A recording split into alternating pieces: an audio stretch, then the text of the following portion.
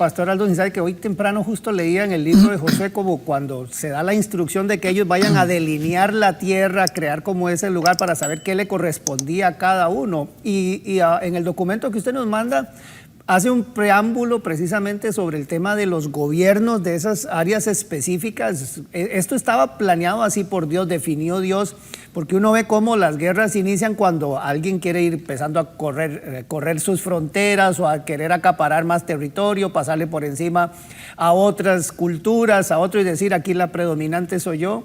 Pero ¿qué estaba en el corazón de Dios, doctor Alducin, como para empezar a entender un poquito de esto? Porque mucho de esto en el corazón del ser humano es donde empiezan a surgir las guerras. ¿Qué piensa Dios acerca de los gobiernos, de quienes establecen sus territorios? ¿Cómo podemos empezar a ver esto, doctor Alducin? Claro, es muy, muy importante, sobre todo porque estamos atravesando en el mundo una crisis actualmente. Después de 2 años de pandemia entramos a una amenaza de una invasión de Rusia sobre Ucrania que finalmente se llevó a cabo.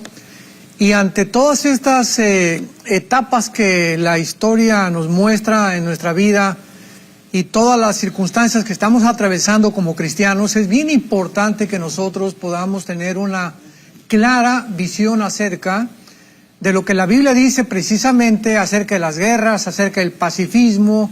¿Por qué Dios permite las guerras? ¿Por qué permite Dios esto o aquello?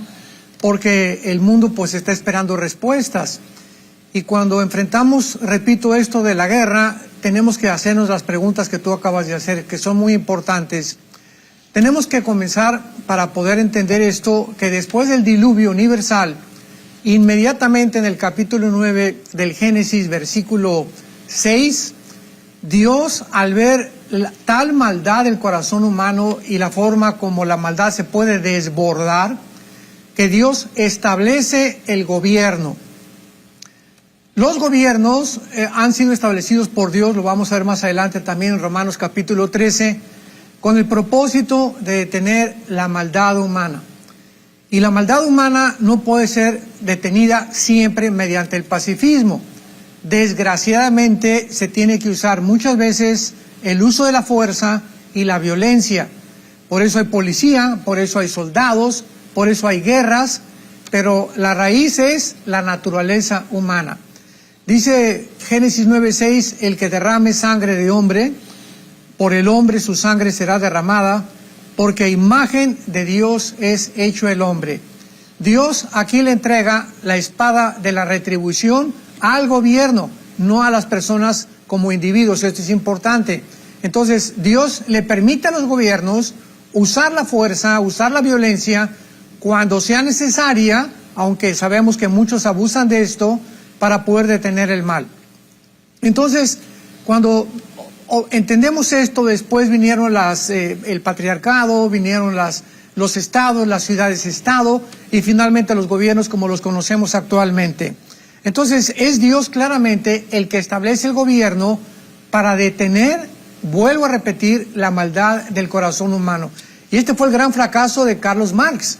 Si Carlos Marx hubiera conocido un poco la naturaleza humana, hubiera entendido que no es simplemente el problema una lucha de clases entre burgueses y proletariado contra burgueses, sino que es un problema que tiene su raíz en la naturaleza humana. Y el Nuevo Testamento lo clarifica el apóstol Pablo en Romanos capítulo 13. Sométase toda persona a las autoridades superiores, porque no hay autoridad sino de parte de Dios, y las que hay por Dios han sido establecidas. O sea, en una escuela tiene que haber una autoridad. El director de la escuela tiene que supervisar que los maestros lleguen a tiempo, tiene que ejecutar sanciones cuando un alumno se sobrepase en su disciplina y puede llegar a expulsarlo del colegio. En una oficina tiene que haber un director de una compañía, con vicepresidentes, etcétera, etcétera, con policías en el edificio. En una escuela, en una compañía tiene que haber también diferentes características para que las personas puedan saber que hay una autoridad dentro de ahí. En los gobiernos hay autoridad, en una casa, en la familia tiene que haber una autoridad.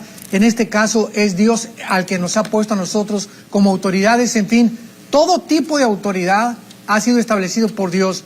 pero es un principio espiritual. ¿Por qué? Porque por todos lados vemos rebelión, y la rebelión puede llevar a la anarquía. Y dice a continuación, de modo que quien se opone a la autoridad, a lo establecido por Dios resiste, y los que resisten acarrean condenación para sí mismos. Siempre los rebeldes no han podido acabar mal. Un niño rebelde, un estudiante rebelde, un ciudadano rebelde contra las autoridades, una oveja rebelde en su iglesia, siempre la rebelión acaba mal en cualquier aspecto de la vida. Porque los magistrados, y aquí ya está hablando Dios acerca de los principales, o sea, esta palabra arcón en el griego significa los que dirigen o los líderes. Independientemente de quién sea el gobierno, doctor Aldocín, independientemente de quién sea el gobierno, así igual, o sea, ¿cómo balancear eso? Ahorita lo vamos a ver, porque okay, hay muchos, aunque sabemos también que Dios ha puesto autoridades, un Hitler, un Saddam Hussein, un Mao Zedong, ¿verdad? Un Mussolini, y todos estos personajes que han abusado del gobierno, ya Dios los va a tratar. Pero Dios, una cosa es la voluntad directiva, que Dios permite ciertas cosas, y otra cosa es la voluntad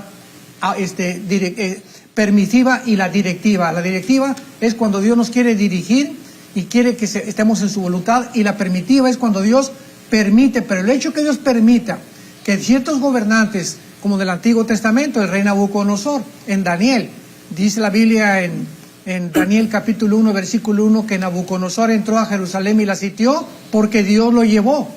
Dice Ezequiel 38 que la invasión próxima de Rusia contra Israel, Dios está guiando a estos ejércitos. Y aquí viene la pregunta que nos tenemos que hacer, porque los pensamientos de Dios no son nuestros pensamientos. ¿Por qué Dios permite estas cosas? Y por qué muchas veces es Dios el que incita a muchos gobernantes para que puedan servir como un juicio a otras naciones, como lo vamos a ver más adelante. Pero esto lo vamos a abarcar un poco más claro. Y dice, los magistrados no están para infundir el temor al que hace lo malo. ¿Quieres no temer la autoridad? Haz lo bueno y tendrás alabanza en ella. ¿Por qué es servidor de Dios?